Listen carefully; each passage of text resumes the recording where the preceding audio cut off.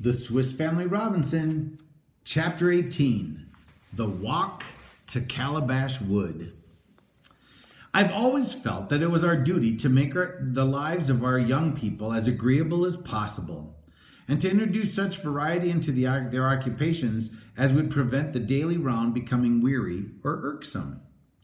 After our midday meal, I therefore desired my boys to let me see their dexterity in such athletic sports as leaping, running, wrestling, and climbing, which, in addition to developing their bodily strength, would give them greater confidence in times of threatened danger. Nothing makes a man so timid and fearful as a want of confidence in his physical strength.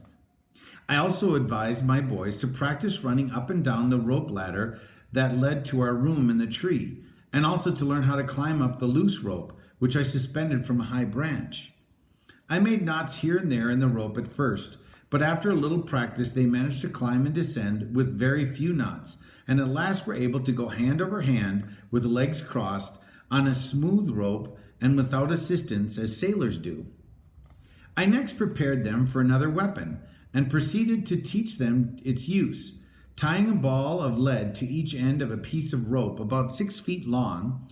I replied in answer to their inquiries that I was trying to make what is called a lasso, as used by the Mexicans and settlers in South America. Holding one end of the rope in the hand, they swing the other end of the rope over their heads and throw it in such a power and swiftness that the animal they wish to capture is caught by a flying rope, which twists around its body and limbs and renders it unable to move.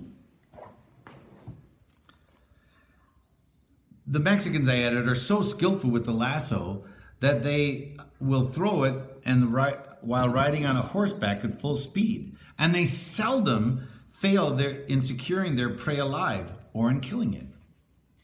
I made a trial of a lasso on the stump of a tree, and the rope wrapped itself so securely around it that the boys were more eager than ever to try the new weapon. Fritz speedily became skillful in throwing it, and I encouraged the rest to persevere in acquiring the same dexterity, as the weapon might be an invaluable resource in our ammunition if our ammunition failed. The next morning I saw that the sea was too much agitated for an expedition in the boats, and we therefore determined to spend the day in home employments. We examined our stores for winter provision. My wife showed me a quantity of cakes of cassava bread, carefully prepared. We also proceeded to plant the young fruit trees brought from Europe in a piece of ground my wife had selected for the purpose of an orchard. The day wore away in these employments, and we determined to go next morning in pursuit of game and recruit our larder. At break of day, we all started, taking with us the sledge, which contained our provision for the day, and on which we purposed to bring back any game that we might secure. Turk formed the advance guard. My sons followed with their guns. Then came my wife with Francis leading the donkey, and I closed the procession with Nip mounted on the patient Juno. Passing through Flamingo Marsh, my wife and the younger boys, who had not seen the place before, were filled with admiration. Fritz, eager for some brilliant exploit, soon disappeared along with Turk, and we were presently startled by the noisy bark of a dog as an enormous bird rose into the air. A shot from Fritz brought it to the ground, but it was only slightly wounded, and with incredible strength it defended itself against both dogs, for Juno, who could not look on, threw her little rider from her back to join in the chase. Anxious to secure the bird, which was a fine bustard, without killing it, I threw my handkerchief over its head, tied its legs together, and released the wounded bird from the jaws of Juno. I wished to preserve it alive in hope of taming it as an addition to our farmyard. We therefore bound it carefully and placed it on the sledge, and resumed our journey to the coconut wood, in which little Nip's mother had been killed by the dogs earlier. Ernest stopped suddenly as he espied the beautiful cluster of nuts which hung from the higher branches of a magnificent coconut palm. "Oh, how terribly high those nuts are! I wish one would fall down," he exclaimed. Hardly had he uttered the words when, as if by magic, down dropped a nut by his feet. A second followed, much to our astonishment. "Why, Papa, cried the boy. "This is just like the fairy tale of the whispering cap. No sooner is the wish formed in a mind than it is granted."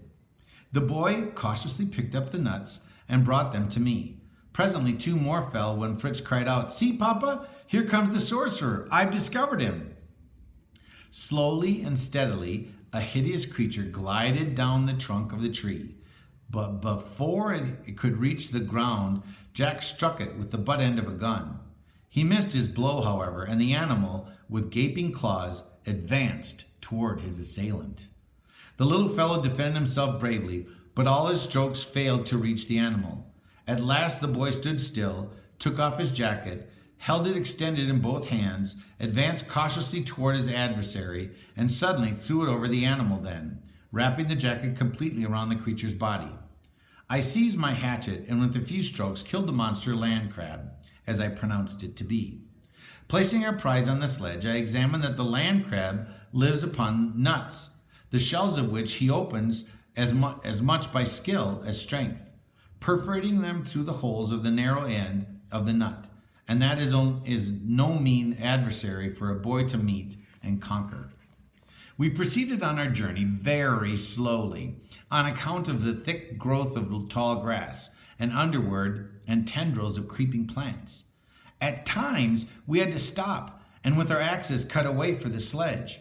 But after pushing on for some distance through the thicket, we came to a clearing and saw before us near the seashore a beautiful calabash trees, forming a delightful shelter. The splendid trees and their singular fruit excited both wonder and surprise. Whilst explaining to the boys the varied forms of the gourds, we set to work immediately to make from them a good supply of such household vessels as we needed, viz. Flasks, bowls, plates, for the ones that we had made in our previous expedition were, by this time, almost all worn out. Being fatigued with our work, we sat down under the shade of the trees and took some refreshment. Ernest, with his brothers, then set off to search for water and to explore the wood. Suddenly, he saw him running toward us in great terror, shouting, "A wild boar, Papa! A wild boar!" Fritz and I seized our guns and with the dogs ran to the spot that he pointed out.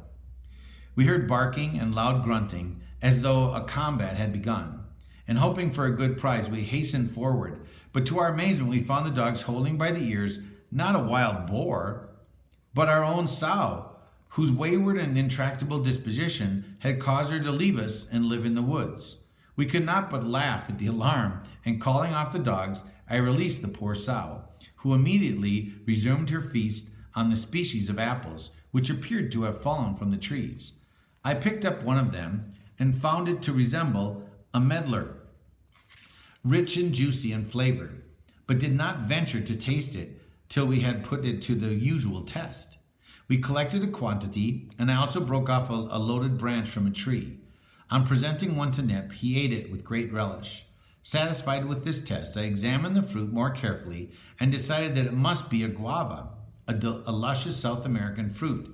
We therefore ate some ourselves and found them pleasant and refreshing. Jack, who had set off with his gun, had scrambled through a thicket and up a rocky mold at the little distance. But no sooner had he reached the summit than he stood still with horror-stricken face as if unable to move, and exclaimed, "Papa! Papa! A crocodile! A crocodile!" I was inclined to smile at his simplicity, knowing that such a monstrous reptile was not likely to be found in an unsuitable locality. "A crocodile," I replied. "So far from the water as this? That would indeed be singular." However, we all rushed to the spot, and I immediately recognized a large lizard named the iguana, the eggs and flesh of which are much esteemed as delicious eating in the West Indies. Fritz raised his gun to fire, but I checked him. "Steady, my boy," I said. "You must not be so rash. These creatures have wonderful tenacity of life, and we must use other means to capture our booty." I cut a strong stick and fastened a string to the end of it, which is with a slip knot.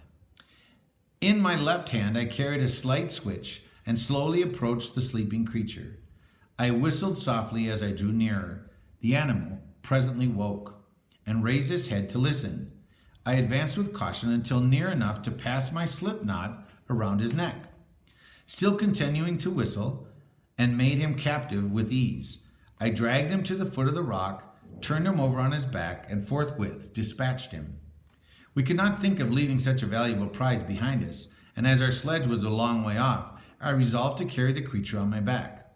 The boys followed to support the tail, for the weight was enormous, and laughed immoderately at the ludicrous figure I presented with an unusual load.